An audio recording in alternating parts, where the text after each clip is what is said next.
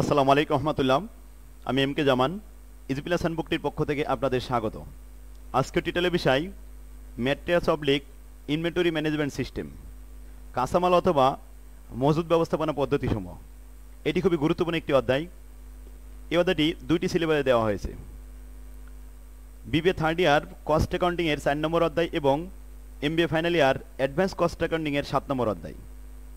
এই অধ্যায়ের অঙ্কগুলি সহজ উপায়ে শেখানোর উদ্দেশ্যে ইজি প্লাস হ্যান্ডবুকটিতে আমি সিলেবাস অনুযায়ী মাত্র 3টি ফরম্যাটে ভাগ করে দিয়েছি। তাহলে চলুন প্রথমে আমরা ফরম্যাট 3টে দেখে আসি। Format number 1 economical ordering quantity ইওকিউ।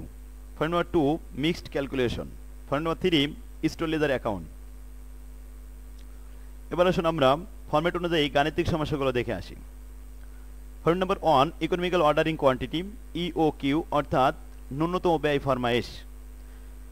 একটি উৎপাদনকারী প্রতিষ্ঠান সারা বছর যে পরিমাণ কাঁচামাল ব্যবহার করে থাকে সেই কাঁচামালগুলি একবারে ফরমায়েশ দিয়ে ক্রয় করতে পারে অথবা একের অধিকবার ফরমায়েশ প্রদান করে সেটি সংগ্রহ করতে পারে। তাহলে কি পরিমাণ এবং কতবারে ফরমায়েশ প্রদান করলে কারবারের জন্য সর্বনিম্ন ব্যয় সংগঠিত হবে সেটি নির্ণয় করাই হলো ইওকিউ এর মূল উদ্দেশ্য। শিক্ষার্থীগণ, এই ফরম্যাটের বৈশিষ্ট্য হলো এখানে প্রয়োজনীয় তথ্যগুলি প্রশ্নপত্রে সাপ্লাই দেওয়া থাকবে। এখান থেকে আমাদের মাত্র একটি রিকোয়ারমেন্ট শিখতে হবে। রিকোয়ারমেন্টটা হলো find out the EOQ, economical ordering quantity. এটি বের করতে হয় দুইটা পদ্ধতিতে, একটি হলো ইকুয়েশন মেথড, আরটি হলো টেবুলার মেথড। টেবিল আবার দুই প্রকার, একটি হলো নর্মাল টেবিল, আরটা হলো ডিসকাউন্ট টেবিল। শিক্ষার্থীগণ, তাহলে আসুন আমরা গাণিতিক সমস্যার মাধ্যমে আমরা নিয়মগুলি ভালোভাবে শিখে নিই। প্রথমে problem number 1 easy plus hand নোটের প্রবলেম নাম্বার 1টি খুবই গুরুত্বপূর্ণ, কয়েকবার পরীক্ষায় এসেছে অঙ্কটি।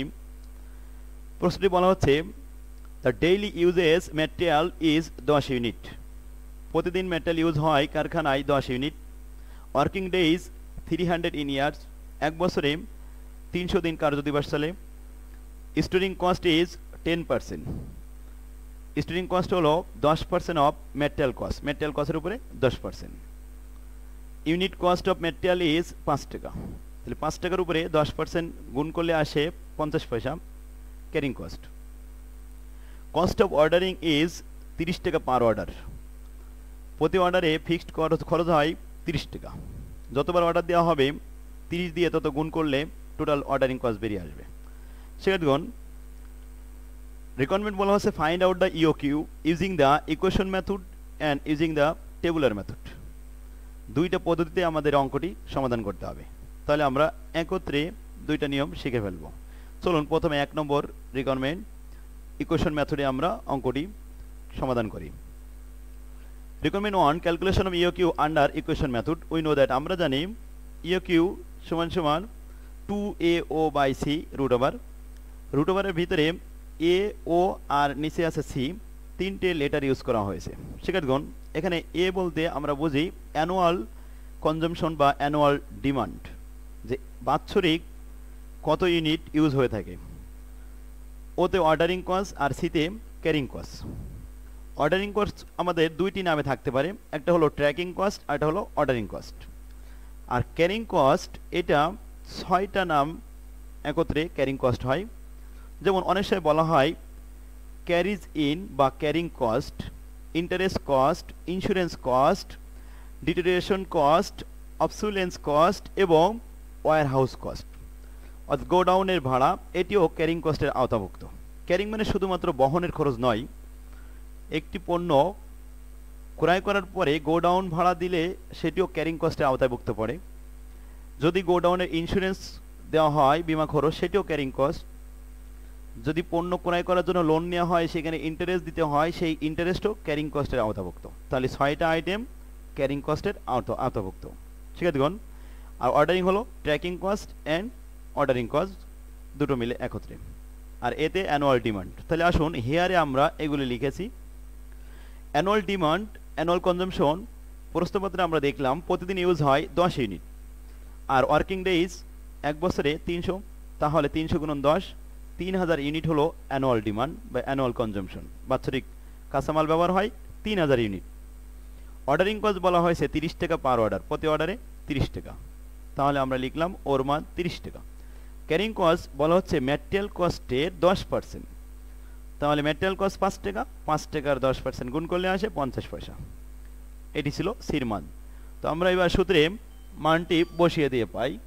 শিক্ষার্থীগণ, প্রথম বলা হচ্ছে এর মান, এখানে আমাদের 2 তো সূত্রে 2 ইন্টু এর মান হলো 3000 into ordering cost 30 divided by carrying cost 50 paisa. আমরা উপরের অংশ গুণ করলাম, 2 গুণ 3000 গুণন 3 30, এটা গুণ করলে 3 3 9, 9 দুগুণে 18, তাহলে হলো 1,80,000 উপরে। আর নিচেই ক্যালকুলেশন এখানে 0.5 ছিল, 0.5 রাখা হলো। 1,80,000কে 0.5 দ্বারা ভাগ করলে ডাবল হয়ে যায়, অর্থাৎ 3,60,000 হলো। 3,60,000কে রুট ওভার করলে আমরা পেয়ে গেছি এখানে 600 ইউনিট, অর্থাৎ ইওকিউ উত্তরে এসেছে 600 ইউনিট। যে আমাদের সারা বছর প্রয়োজন হবে 3,000, কিন্তু এই 3,000 পণ্য একবারে 3,000 ক্রয় করলে খরচ বেশি হবে। তাহলে কি পরিমাণ পণ্য ক্রয় করলে সর্বনিম্ন ব্যয় হবে, সেটি উত্তর আসলো যে 600 ইউনিট যদি আমরা ক্রয় করি, তাহলে 600 ইউনিট এরকম 5 বার যদি ক্রয় করে থাকি, তাহলে 530 3,000 আসবে। তাহলে 600 ইউনিটই হলো সর্বনিম্ন ব্যয়, অর্থাৎ 600 করে পণ্য ক্রয় করলে ইকোনমিক্যাল অর্ডারিং কোয়ান্টিটি সৃষ্টি হবে। শিক্ষার্থীগণ, আশা করি আপনারা বুঝতে পারছেন ইকুয়েশন পদ্ধতিটি। এবার আসুন আমরা টেবুলার মেথডের মাধ্যমে দেখি। টেবুলার মাধ্যমে আমরা প্রথমে বলেছি যে যদি ডিসকাউন্টের কথা থাকে তাহলে ডিসকাউন্ট টেবিল হবে, আর যদি ডিসকাউন্ট না থাকে তাহলে নর্মাল টেবিল হবে। নর্মাল টেবিলের সর্বদাই রো, অর্থাৎ এখানে সারি হবে সবসময় 9টি, আর ডিসকাউন্ট টেবিল হলে একটি রো একটি সারি বৃদ্ধি পাবে, সেটা হলো 10টি সারি হবে। আমরা যে রোগুলো লিখব এগুলো প্রত্যেকটা অঙ্কে একইভাবে লেখা হবে। তবে যদি কখনো ক্যারিং কস্ট পার ইউনিটে দেওয়া থাকে, অর্থাৎ পার্সেন্টেজ না দিয়ে যদি এমন বলে যে ক্যারিং কস্ট ইউনিট প্রতি 50 পয়সা, তাহলে আমাদের তখন 2টা রো কমে যাবে, আরও তখন 2টা কমবে, অর্থাৎ কস্ট পার ইউনিট আর ইনভেন্টরি এই 2টা কমে যাবে। সেক্ষেত্রে আমরা অঙ্কটি শুরু করি। তাহলে প্রথমে অ্যানুয়াল ইউজ লিখতে হবে, তারপরে নাম্বার অফ অর্ডার, তারপরে অর্ডার সাইজ, এরপরে এভারেজ ইনভেন্টরি। আমরা প্রথমে নামগুলো পড়ে পরে বোঝাবো যে কীভাবে করতে হবে। তাহলে কস্ট পার ইউনিট প্রশ্নপত্রে দেওয়া থাকবে, এটা লিখতে হবে। এভারেজ ইনভেন্টরি, এটাও আমাদের ইনভেন্টরি ভ্যালু নির্ণয় করতে হবে। তারপরে ক্যারিং কস্ট, তারপরে অর্ডারিং কস্ট, আর টোটাল কস্ট। আর টোটাল কস্টের আইটেম সর্বদাই ক্যারিং প্লাস অর্ডারিং, এই 2টা যোগ করলে আমাদের টোটাল কস্ট হবে।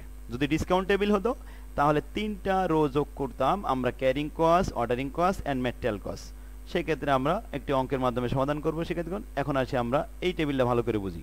Annual consumption 3,000। এখন 3,000 ইউনিট আমি এখানে কলাম দিয়েছি 6টি, তো সর্বনিম্ন আমরা এখানে 5 বা 6টি কলাম দিব, তার থেকে বেশি দিলেও চলবে। শিক্ষার্থীগণ, যেমন অ্যানুয়াল ডিমান্ড আমি প্রথমে 3,000 লিখলাম, এই 3,000 সবার ঘরে লিখলাম। এখন আসুন অর্ডার সাইজ, আমরা যদি একবারে ক্রয় করতাম তাহলে 3,000 আসতো, আর যদি 2বার ক্রয় করতে যাই 1500 করে 3,000। তাহলে আমরা যদি 3বার ক্রয় করি তাহলে 3 দিয়ে ভাগ করি 3,000কে, 1,000 করে ক্রয় করতে পারবো। আর যদি আমরা 4বার ক্রয় করতে যাই তাহলে 3,000 ভাগ 4, এতে আসে 750। যদি আমরা 5বার ক্রয় করতে যাই তাহলে 3,000কে 5 দ্বারা ভাগ করেন, তাহলে 600 করে ক্রয় করা যাবে। এবার আসুন আমরা যদি 6বার ক্রয় করি তাহলে 500, 530, অর্থাৎ 500 করে আমরা ক্রয় করে আনবো, 6বার ক্রয় করা যাবে। এরপরে আমরা 7বার ক্রয় করলে দেখি যে রাউন্ড ফিগার আসে না, ভগ্নাংশ চলে আসে, অর্থাৎ 3,000কে 7 দ্বারা ভাগ করলে এখানে ভগ্নাংশ আসে, এই জন্য আমরা 7 নিতে পারলাম না। এবার 8বার ক্রয় করলাম, 8 দিয়ে ভাগ করলে 375 ইউনিট করে ক্রয় করা যাবে। সেক্ষেত্রে আরেকটা কলম আমরা বৃদ্ধি করতে পারি, এখানে 10 বার দিলাম, 9 দিলে রাউন্ড ফিগার হয় না, তবে 10 বার দিলে হয়। 10 বার দিলে 10 দিয়ে ভাগ করব, তাহলে সেখানে আসবে আমাদের 300, আর 300 ইউনিট করেও ক্রয় করা যায়। এই 6টা লেভেলের মধ্যে কোন লেভেলটা, কোন সাইজটা সর্বনিম্ন ব্যয় সংগঠিত হবে সেটা আমরা বের করব, ন্যূনতম ব্যয় ফরমাইশ। তো আসুন তাহলে আমরা অর্ডার সাইজ কীভাবে পেলাম আবারও বলি। 3,000কে 2 দ্বারা ভাগ করলে 1500, 3,000কে 3 দ্বারা ভাগ করলে 1,000, 3,000কে 4 দ্বারা ভাগ করলে 750, 3,000কে 5 দ্বারা ভাগ করলে 600। এভাবে আমরা বের করেছি ইউনিটগুলো। এবার আসুন অর্ডার সাইজের পরে চতুর্থ যে রো, এটা হলো এভারেজ ইনভেন্টরি ইউনিট। এটা আমাদের ক্যারিং কস্টের জন্য সর্বদাই লাগবে, আর এটা একটাই কাজ শুধুমাত্র যে অর্ডার সাইজকে 2 দ্বারা ভাগ করতে হয়। তাহলে অর্ডার সাইজ আমাদের প্রথম কলামে ছিল 1500, এটাকে 2 দ্বারা ভাগ করলে হয় 750, তারপরে 1000কে 2 দ্বারা ভাগ করলে 500, এরপরে 750কে আমরা 2 দ্বারা ভাগ করেছি, তাহলে আসছে 375, এরপরে আসি 600কে 2 দ্বারা ভাগ করেছি 300, 500কে 2 দ্বারা ভাগ করলে হয় 250, আর 375কে 2 দ্বারা ভাগ করলে হয় 187.50। এই হলো আমাদের এভারেজ ইনভেন্টরি। শিক্ষার্থীগণ, এবার আসুন এভারেজ ইনভেন্টরি আমরা বসানোর পরে দেখব যে ক্যারিং কস্টটা কীভাবে দেওয়া আছে প্রশ্নপত্রে। যদি ক্যারিং কস্টটা পার্সেন্টেজ দেওয়া থাকে তাহলে আমাদের এভারেজ ইনভেন্টরির ভ্যালু নির্ণয় করতে হবে, যেটি কস্ট পার ইউনিট দ্বারা এভারেজ ইনভেন্টরিকে গুণ করলে ভ্যালু হবে। আর যদি প্রশ্নপত্রে ক্যারিং কস্টটা পার ইউনিটে লেখা থাকে, অর্থাৎ ইউনিট প্রতি 50 পয়সা 20 পয়সা এমন বা 1 টাকা 2 টাকা এইভাবে লেখা থাকে, তাহলে আমাদের এই দুইটা রো তখন লেখা প্রয়োজন হবে না, অর্থাৎ কস্ট পার ইউনিট এবং এভারেজ ইনভেন্টরি ভ্যালু এই দুটো লেখা লাগবে না, কারণ এভারেজ ইনভেন্টরি ইউনিটের সাথে আমরা তখন ইউনিট প্রতি ক্যারিং কস্ট গুণ করে টোটাল ক্যারিং কস্ট বের করে নিতে পারবো। যাই হোক, যেহেতু এই অঙ্কটা আমাদেরকে পার্সেন্টেজ বলেছে তাই আমাদের দুইটা রো বেশি করতে হয়েছে। তাহলে দেখেন কস্ট পার ইউনিট এটা এট দ্য রেট অফ 5 টাকা, এটা প্রশ্নপত্রে সাপ্লাই দেওয়া ছিল। এরপর আসুন এভারেজ ইনভেন্টরি ভ্যালু। ঠিক আছে, দেখুন উপরের লাইনটা আমরা লিখেছি এভারেজ ইনভেন্টরি। এই এভারেজ ইনভেন্টরির সাথে 5 টাকা করে গুণ করি, তাহলে ভ্যালু বেরিয়ে আসে। তাহলে প্রথমে 750কে 5 দ্বারা গুণ করলে 3750, এরপর আসুন 500কে 5 দ্বারা গুণ করলে 5 5 2500, 375কে 5 দ্বারা গুণ করলে 1875। এভাবে আমাদের 6টা কলাম পূর্ণ করা হলো। এবার আসুন এভারেজ ইনভেন্টরি ভ্যালু মূলত বের করা হয়েছে শুধুমাত্র ক্যারিং কস্ট নির্ণয় করার জন্য। তো ক্যারিং কস্ট বলা হচ্ছে ম্যাটেরিয়াল কস্টের 10%, তাহলে এভারেজ ইনভেন্টরি ভ্যালু 3750-এর 10% হয় 375 টাকা, 2500-এর 10% হয় 250 টাকা, এরপরে 1875-এর 10% এইভাবে আসে 187 টাকা 50 পয়সা, এরপরে আসুন 1500-এর 10% হয় 150 টাকা। এভাবে আমরা 6টা কলামের ক্যারিং কস্ট বের করেছি। নেক্সট আসুন অর্ডারিং কস্ট। ঠিক আছে, দেখুন প্রশ্নপত্রে বলা আছে পার অর্ডার 30 টাকা, তাহলে নাম্বার অফ অর্ডার আপনারা খেয়াল করবেন যে নাম্বার অফ অর্ডার আছে এখানে দুইটা যদি অর্ডার হয় তাহলে 30 গুণন 2, 30 গুণন 2 হলো 60 টাকা, অর্ডারিং খরচ হলো 60 টাকা। দ্বিতীয় কলাম, পরের কলামে 3টে অর্ডার তাহলে 3 × 3 = 90 টাকা, 4টে অর্ডার তাহলে 3 × 4 = 12 120 টাকা, 5টা অর্ডার অর্থাৎ 3 × 5 = 15 অর্থাৎ 150 টাকা, আর 6টা অর্ডার তাহলে 3 × 18 180 টাকা, আর 8টা অর্ডার হলো 3 × 8 = 24 240 টাকা। এই হলো ordering cost and carrying cost. শিক্ষার্থীগণ, তাহলে এই দুইটা খরচ যোগ করলে আমাদের টোটাল কস্ট বেরিয়ে আসবে। আসুন টোটাল কস্টের সূত্র হলো ক্যারিং প্লাস অর্ডারিং। যোগ করিলাম 375 যোগ 60, এতে আসে 435 টাকা, 250 গুণন যোগ 90 তাহলে আসে 340 টাকা। এভাবে আমরা যোগ করে 6টা কলাম যোগ করলাম। এখন আমাদের দেখতে হবে কোন কলামে সর্বনিম্ন ব্যয় সংগঠিত হয়েছে টোটাল কস্ট। দেখলাম এখানে 307 টাকা 50 পয়সা, এখানে 300 টাকা, এখানে 305 টাকা, এখানে 333 টাকা, তাহলে সর্বনিম্ন ব্যয় সংগঠিত হয়েছে, এটা যোগফল হলো 300 টাকা। এই 300 টাকা কি পরিমাণ মাল ক্রয় করলে সর্বনিম্ন ব্যয় হয়েছে, যে 600 ইউনিট করে ক্রয় করলে আমাদের সর্বনিম্ন ব্যয় সংগঠিত হবে। যেখানে 500 ইউনিট ক্রয় করলে আমাদের 305 টাকা 5 টাকা বেশি খরচ হয়ে যাচ্ছে, আবার 750 ক্রয় করলে 7 টাকা 50 পয়সা বেশি খরচ হচ্ছে, আবার 600 ইউনিট ক্রয় করলে আমাদের সর্বনিম্ন ব্যয় হচ্ছে। তাহলে এই 600 ইউনিটটাই হলো আমাদের ইওকিউ, ইকোনমিক্যাল অর্ডারিং কোয়ান্টিটি।